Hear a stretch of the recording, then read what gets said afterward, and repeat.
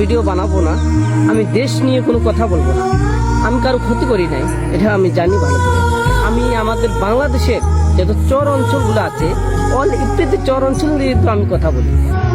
সবাইকে এটা দেখতে হবে আমি ভালোর জন্য করি না খারাপের জন্য করি। ধন্যবাদ। আমি আর ভিডিও বানাবো না, আমি আর এ দেশের বিষয়ে কোনো কথা বলবো না, কারণ আমি বুঝে গেছি সবার জন্য সবকিছুই করা যায় না।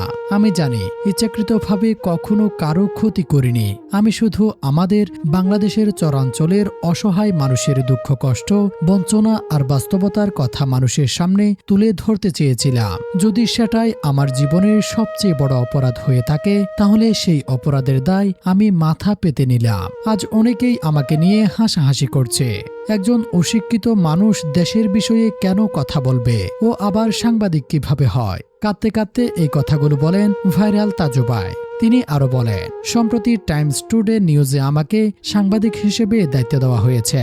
এরপর থেকেই অনেক ছোট বড় চ্যানেল আমাকে নিয়ে নানা ধরনের কথা বলা হচ্ছে, আমার যোগ্যতা নিয়ে প্রশ্ন তোলা হচ্ছে, আমাকে অপমান করা হচ্ছে।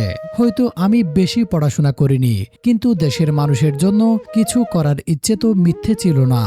মানুষের কষ্টের কথা তুলে ধরতে চেয়েছিলাম, এটাই কি আমার ভুল? তাই আজ সিদ্ধান্ত নিয়েছি আমি আর ভিডিও বানাবো না, দেশের কোনো বিষয়ে আমি আর কথা বলবো না। যারা আমাকে ভালোবাসেন, পাশে থেকেছেন, তাদের প্রতি আমি সব সময় কৃতজ্ঞ।